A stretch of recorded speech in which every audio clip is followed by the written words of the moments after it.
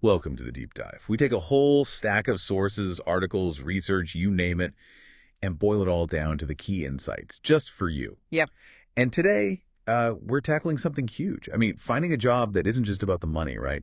Something that actually, makes you feel good, enriches your life. Exactly. And not just finding it, but how do you actually get the interview for that kind of job? Right. The practical side. Precisely. So this deep dive is really for you, the listener, looking for those actionable takeaways. And the sources, they're kind of fascinatingly varied. Yeah, I was surprised. We've got ancient philosophy, old etiquette guides, believe it or not, physical training manuals, even debate handbooks. That's quite the mix. It is. But they all point towards some really consistent truths, which is what we want to unpack. Okay, so our mission, like always, is to pull out those really useful nuggets, give you a shortcut to being clued in, maybe a few surprising facts, hopefully keep it engaging. Let's do it. All right, so this core question first. Finding a job that enriches your life. Sounds amazing, obviously. But, what does that actually mean in practical terms? How do we make it real? Well, when you look across these different sources, there's this recurring theme. It's about purpose. It's about aligning with who you really are deep down. Okay. So the spiritual exercises, for example, talks about man being created to praise, reverence, and serve God, and through that, save his soul. Okay. Religious text, but the principle. The underlying principle, exactly. For us today, you could see it as finding your calling. Work that taps into your core values, lets you contribute something beyond just getting paid. Right. Makes sense. It's about your work serving a purpose that feels right to you, deep down. That's what turns a job into something meaningful. Marcus Aurelius, the Roman emperor, he talks about this too. Oh, yeah. What did he say? He talks about living in harmony with your own nature, doing the work that befits thine own nature, as he put it, and striving for the common welfare. It's about fitting your true self into your work. It sounds like a journey. A lot of self-discovery involved. How do you even start figuring out your nature or what truly fulfills you if you're feeling a bit lost? Yeah, that's the million-dollar question, isn't it? And the sources point inwards. The Tao Te Ching puts it beautifully. Within, this is where the world's treasure has always been. Look inside. Exactly. Understanding what you truly desire, who you really are, that's step one. Marcus Aurelius also has this great line, "Take away opinion, and where is the plaint I have been harmed?" Okay, unpack that one a bit.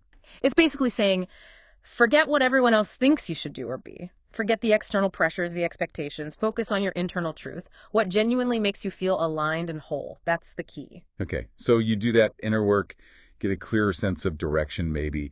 Your inner compass starts pointing somewhere. How do you actually get there? It sounds like it takes more than just thinking about it. It requires effort, right? Perseverance. Oh, absolutely. Effort is central. Right. Eugen Sandow, the old school strongman and physical culture guy. Sandow. Right.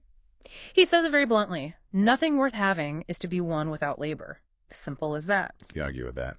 And he adds that the real reward isn't just getting the thing. It's in the effort and struggle and all the good qualities which they bring out. It's the journey, the building process. The process shapes you. Exactly. And the Tao Te Ching offers similar wisdom, like take on difficulties while they are still easy, do great things while they are still small. Break it down. Yeah. It means even those huge life-changing goals, you get there through small, consistent steps, manageable actions day after day, not just waiting for some big bang of inspiration. Okay. Now, here's where I got really intrigued looking through this stuff. This connection to physical well-being. You mentioned Sandow. How does, going to the gym or a physical culture actually play into finding a fulfilling career? It feels a bit separate. It does seem separate at first glance, doesn't it? But it's surprisingly central in these older perspectives. Sandow describes physical culture as way more than just building muscle. He says it builds willpower, self-control, temperance, crucial stuff, plus, obviously, vitality and general health. It strengthens the mind-body connection, the connection between the brain and the muscles. And interestingly, he says it boosts self-respect. Self-respect through physical training. Yeah. Huh. And then you've got this other source, physical training for businessmen. It talks about how good physical habits lead to physical ease, alertness, grace, and discipline, better posture, alert, bright eyes. So you literally look more capable. That seems to be the idea. They contrast it with the inability to endure well physically through the whole of a business day if you neglect it. And think about The Man Nobody Knows. It describes Jesus as having this vigorous physique, health that seemed to flow out to others. Right, like an energy people could feel. Exactly. In a professional context, that translates. It projects confidence, energy, resilience. Subtle cues, maybe, but powerful ones that tell an employer you're capable, you're ready. Okay, I can see that. It's not just about biceps. Not at all. And it's not about extremes either. Sandow himself stressed moderation, especially in diet, for long-term health. That makes sense. But finding the time, I mean, if you're already swamped with work or you're deep in a job search, which is exhausting, how do you realistically fit in this kind of self-cultivation? Physical, mental?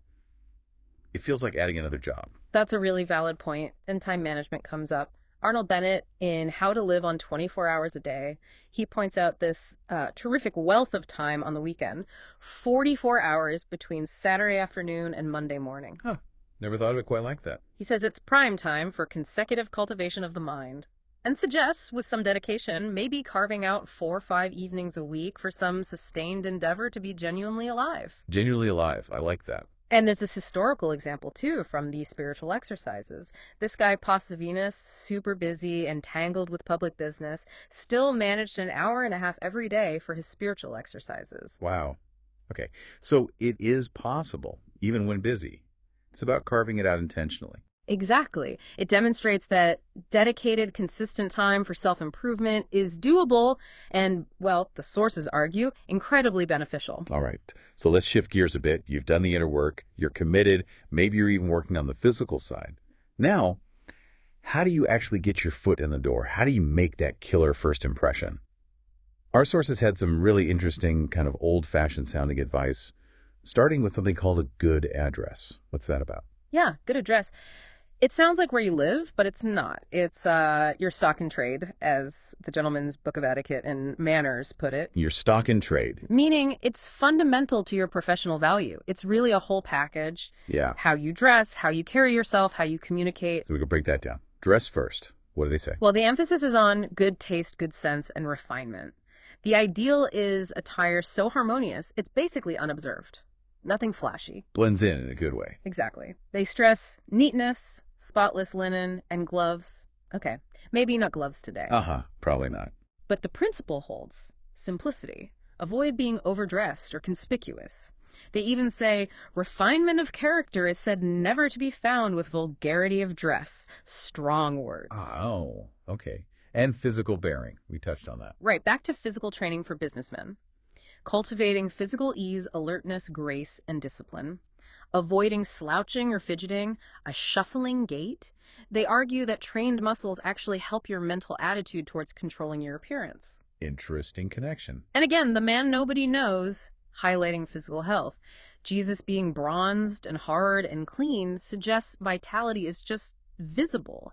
It contributes to your presence. So this good address thing, it's really about signaling competence and self-respect through your whole presentation. Not just clothes, but how you stand, your energy. It's like personal branding, 19th century style. That's a great way to put it. This is the total signal you send. Okay, so moving on to the actual the letter, the resume. How do you talk about your qualifications without sounding like you're, boasting? That's a tricky line. Yeah, nobody likes a boaster. What's the advice? Manners has a really smart take on this. It says your application letter should be full and explicit, but focus on specifying the opportunities you've had to prepare yourself for the role. So focus on the preparation, the learning, the process? Exactly, rather than just stating, I did this amazing thing, because that can sound like boasting. Show how you got prepared, demonstrate the journey. Show, don't just tell. Got it. And they also mentioned that sometimes a short letter can be received very favorably, so conciseness counts. Good tip. Oh, and basic stuff from the Gentleman's Book of Etiquette. Make sure it's clear, legible, especially your signature. And get your punctuation right. Don't confuse the reader. These details matter. They signal professionalism. Right. Attention to detail. Okay, so you nail the application, you get the interview, now you're in the room. How do you make a real impact in that conversation? What are the timeless communication tricks? Well, the Gentleman's Book of Etiquette talks about speaking clearly, precisely, exact, clear, and perspicuous language. And maybe using some quiet, gentlemanly wit. Okay, be clear, be sharp, maybe a touch of appropriate humor. Right. But The Man Nobody Knows offers a really fascinating strategic insight, looking at how Jesus communicated. He was apparently great at catching the attention of the indifferent and making big ideas relevant, translating them into practical self-concern. Making it about them. Exactly. And he apparently seldom argued directly.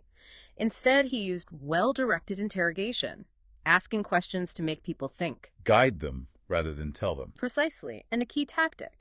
Put yourself in step with your prospect. Start on common ground. Find things you agree on. Get them saying, yes, yes, that's right, before you lead them towards your main point. Build consensus first. That's classic persuasion technique, isn't it? Still taught today. It absolutely is. And from formal school debate, there's the advice to use specific details, anecdotes, or quotes from your own experience.